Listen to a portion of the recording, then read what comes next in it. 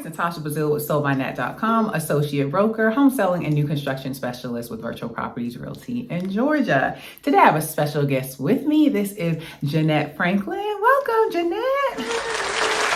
Jeannette may look familiar to some of you.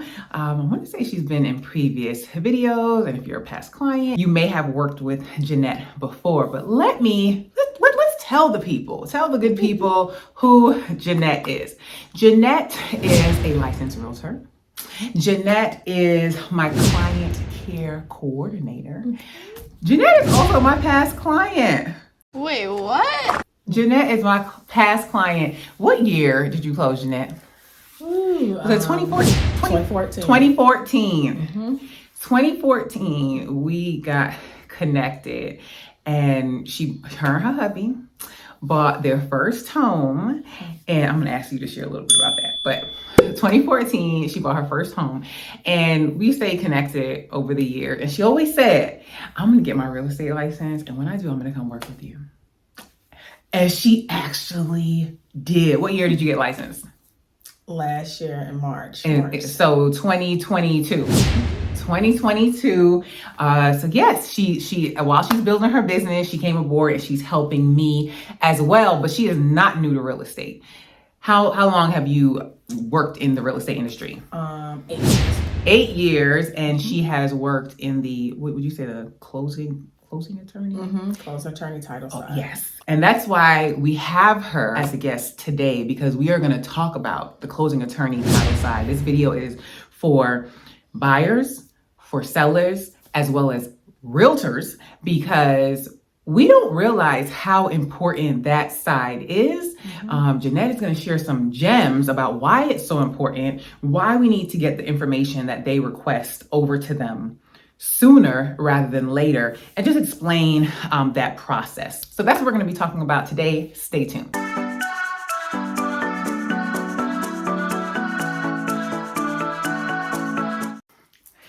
Okay, so before we hop into today's topic, so Jeannette, let's go back. So I remember us getting connected. Mm-hmm. We're just gonna share a little bit.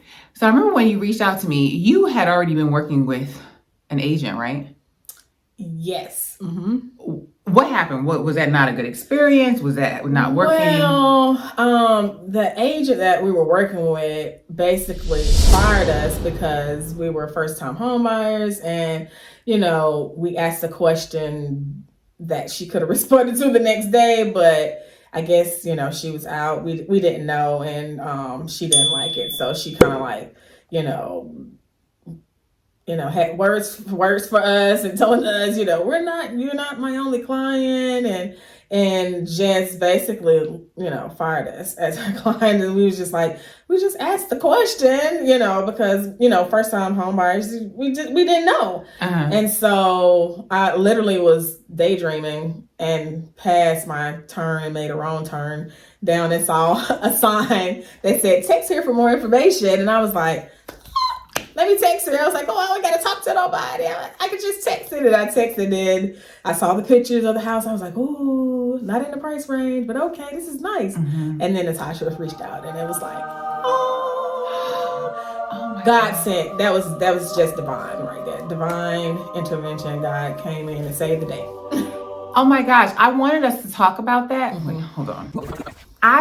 You have shared that before, and I wanted us to talk about that. That's still, even though I've heard this story before, it still baffles me every time you say that, because I'm like, first of all, I'm sorry you had that experience as first time home buyers. And I get it, because some people feel like realtors are supposed to work 24/7 and always be available, and that's not realistic. But there's also a thing as far as, you have to set the expectation up front, let them know these are my hours. If it's not important, I'll get back to you the next day. You set that expectation. Right. So that's a message for agent. Let your clients know what to expect from you. Mm-hmm. She could have easily said, okay, well, I'm out of the office right now. I'm off right now. I'll get back to you tomorrow. Having words for you and being rude. And it really rings home, because I know you and your husband. I know the type of people you are. So I know you didn't come at her like, give me this information right now. Or so it was just, Yeah, she had me crying. Because I had just had like our son So, you go through postpartum. So I had that, and I'm like, we really trying to find a place. You trying to get out, and I just didn't know anybody else, and I was just like, so that was God that totally led us. So grateful. Oh, well, thank you. Thank you. But let that be a lesson. If you have a bad experience, a not so good experience, know that all agents are not the same, and you just keep talking, get referrals from family, or even if you reach out to somebody because she did not get a referral, she took a chance and she called on a sign and she went off of that connection. So it's a lot about connection. So see how that connection is when you speak to somebody. And I'm gonna also throw it back at Jeannette, like her being in that position, she has so much empathy for clients that she works with. So if you reach out to me and I refer you to Jeannette, just know I'm referring you because I know she is going to take great care of you. Please tell the good people the name of your business. Packet Patience Realty. Do we need to say any more? Okay, so let's get to our topic. The closing attorney title side. Okay. How did you get in that field? I actually was coming off maternity leave. Okay. And I applied through a staffing agency, which I really didn't know about this side. I always wanted to be in real estate. So I had just finished up as a property manager the year prior. And they had this position. It was like, hey, do you want to come, and do this job? It was just, data entry, but it was for a closing attorney, a title company that was just starting up. And I had no idea. So I was like, sure, I was just trying to get back into the workforce. And that's how I came into this side of real estate, like the closing attorney side of real estate. So that was awesome. So. And you did that for 8 years with like how many different closings or how many different companies? So the first company was the actual title company that started up. And then I went over to another company as a closer.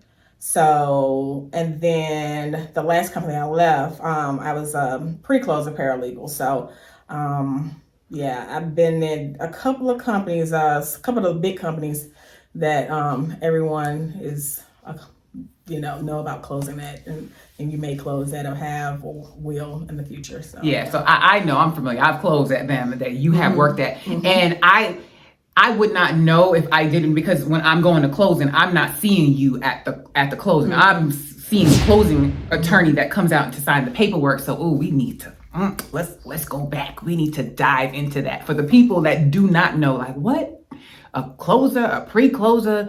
Let's break it down. Okay. So what is the difference between a title company and a closing attorney? Because you said you work for the title side the first time. Okay. So it can be kind of both. It just depends on, how big the company is. Sometimes they have a title company within the closing attorney. Okay. Or they have where like they'll send their title to certain people and they'll, pull it for them and send it back over to them. So it just depends on the type of company. So, the title side of it is like what you need to close, like to make sure that, the house that you purchase will be yours and there's no liens and nobody can come back and say, hey, this is my house. And,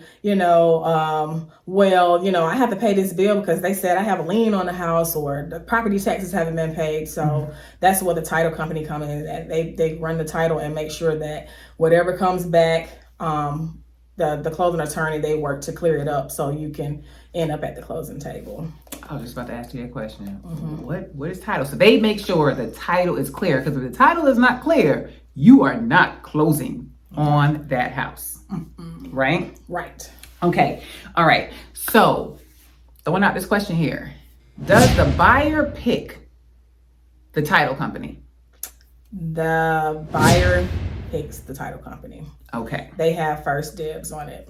Okay. So when you say buyer, is the buyer or buyer agent? And or both, either or, either or, but ultimately it's the buyer.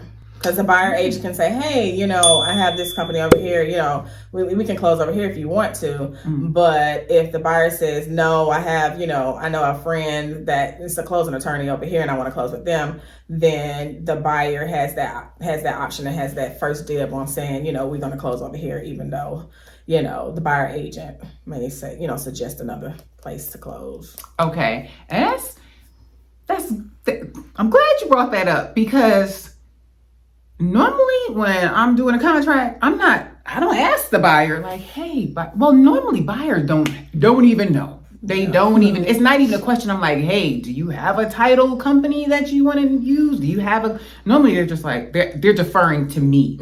So just FYI, if you do have a company or you do know somebody, buyers do have the option of picking that. Just another FYI, we do see it in the MLS, the multiple listing service, that sometimes the seller side will say preferred closing attorney is XYZ. Is it a requirement? Do they have to use that closing attorney? They don't. No, you don't have to. It's a preference, and they might have their reasons for why they prefer, but it's not a requirement.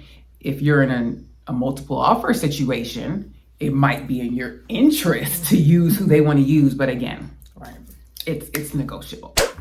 All right, next up is the pre-closer, closer. So like, what is going on behind the scenes? Okay. So behind the scenes, what you all don't see before you get to the closing table is soon as we get your contract in, they run title on it. We get the title back. In the midst of that, the pre-closer is basically checking water, make sure there's no outstanding water bills. Ordering the HOA letter to make sure that the HOA is not under, pending litigation, like they're not being sued for anything, and making sure that the current owner doesn't have any outstanding violations that need to be cleared prior to closing. And then also that we are checking the property tax to make sure there's not a lien on it or previous taxes have been paid, and things of that sort, and following up with your agent constantly to make sure that they have everything, they've gotten everything over to us, like, a seller information sheet, which is important, as well as the buyer, but definitely the seller information sheet. So if there's any open mortgages or there's a second mortgage, it can be requested as soon as possible because time is of the essence. Glad you mentioned. Wait, did you remember something to say about that? Seller information sheets are so important. Like if you have a seller and they request the closing attorney say, hey, have your seller complete this and get this back to us as soon as possible. It is like have them do it the same day, get it back the same day, because that can delay closing drastically. It can.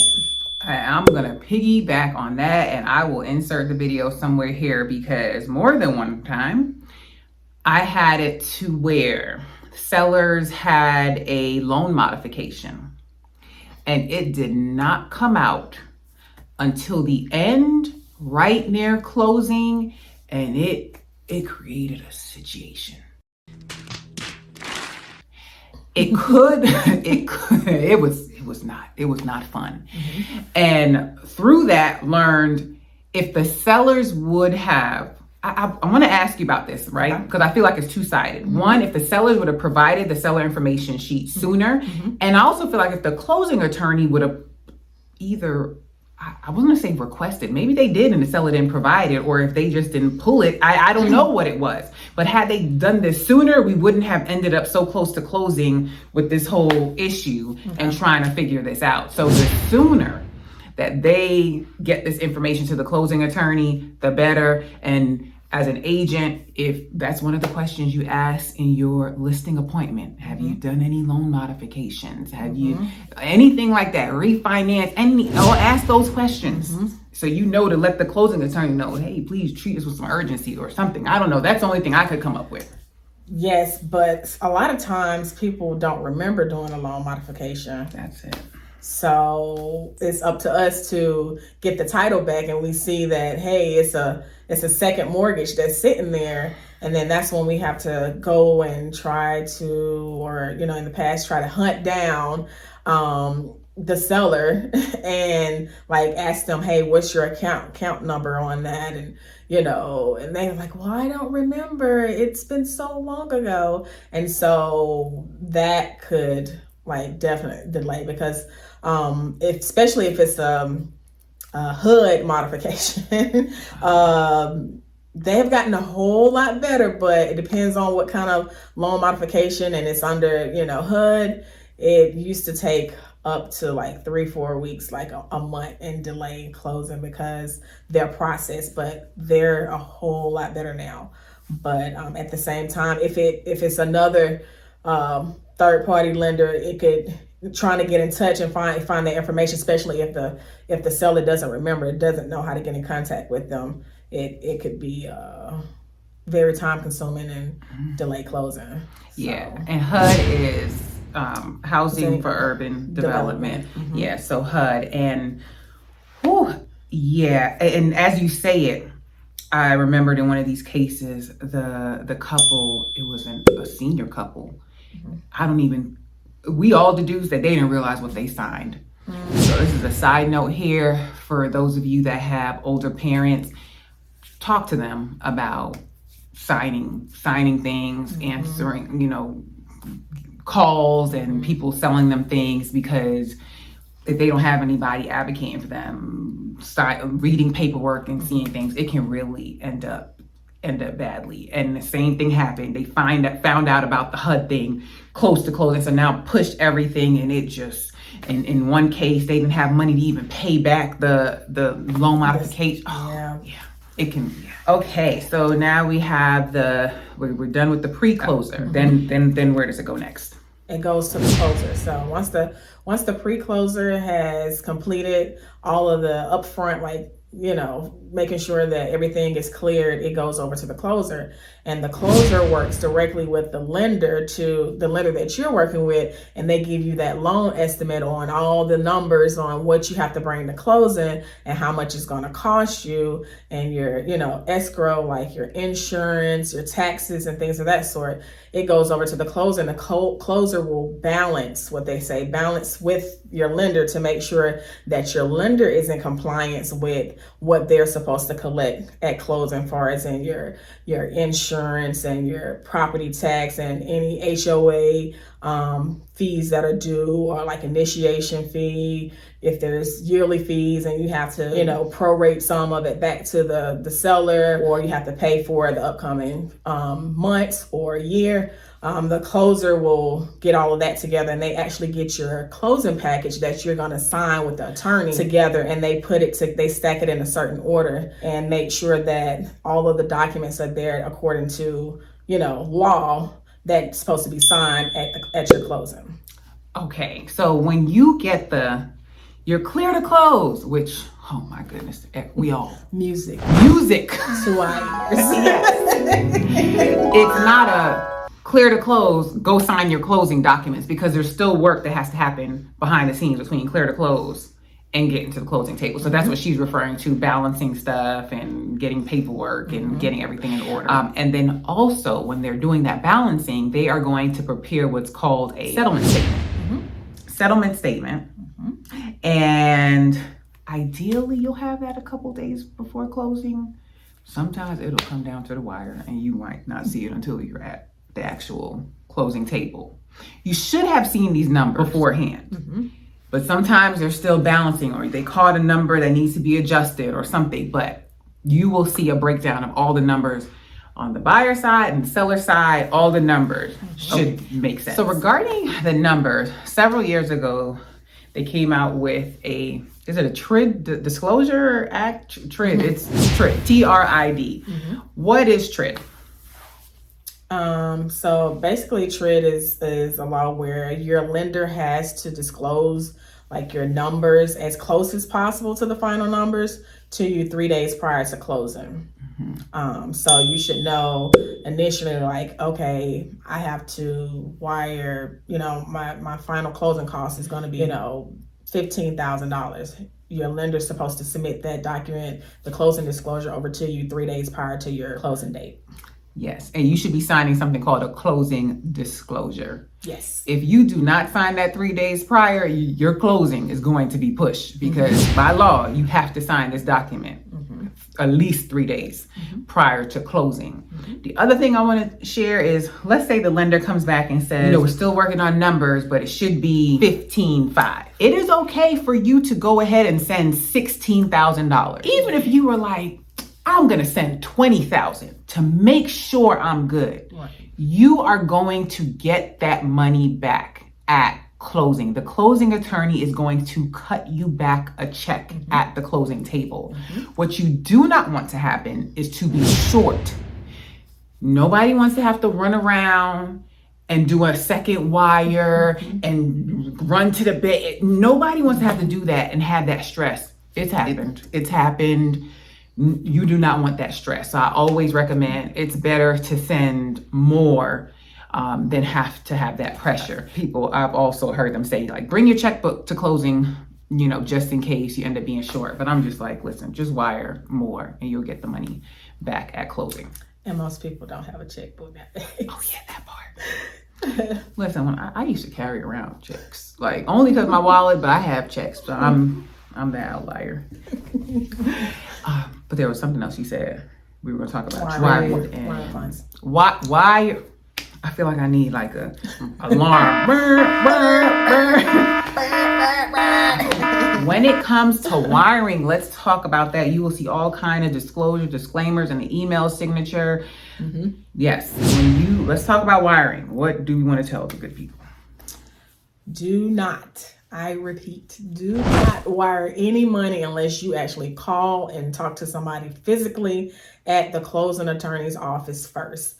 You're on the phone with them and they say, hey, I have the wiring instructions. I just want to confirm that these are your wiring instructions before I send, this money over to you. You want to make sure they pull them out and they say, okay, you want me to read them to you, or you read them back to me, and you make sure that the wiring instructions are correct. Horror story. Somebody wired $90,000 all cash, and it went to the wrong people, and they had to get like the authorities involved to try to see if they can recoup these people's money, and that's all they had, and it was a cash closing. So please check the wiring information before you wire. You can even do a test. Some people will do a test. Hey, I'm going to wire you over, $2,000. I just want to make sure it gets to you. And then they'll wire the rest of it. I know it costs $30, per wire, but you'd rather be safe than sorry. Yeah, that'd be well worth the peace of mind of knowing, wow, that sounds like it may have been just a mistake, but I know there are scammers.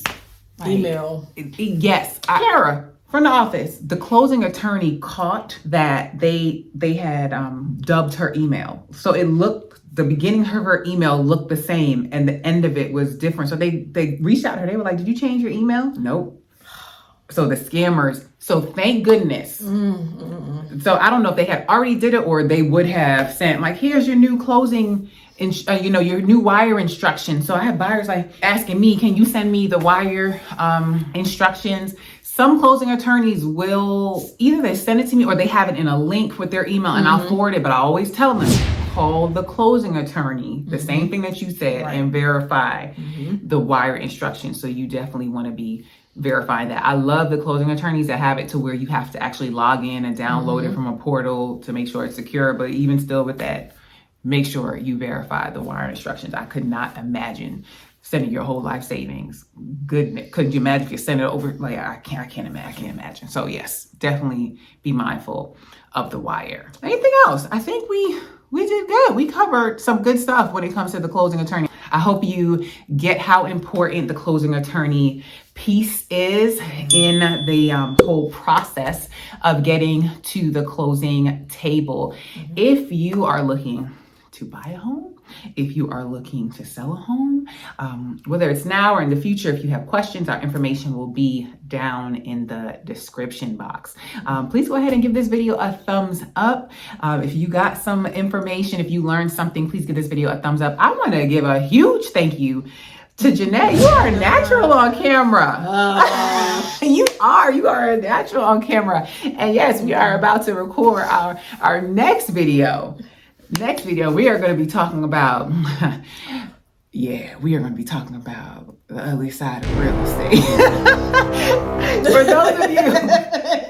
For those of you that don't know, please hold. Dun, dun, dun, dun. For those of you that don't know, I wrote a book. It's called The Ugly Side of Real Estate, and it is a book for real estate agents.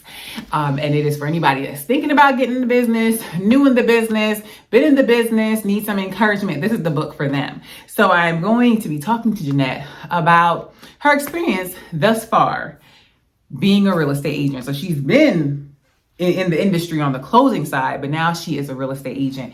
And she just got through a transaction. Woo.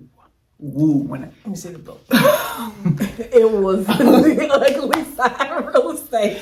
Live action. I was like, yeah. She deserves so much kudos.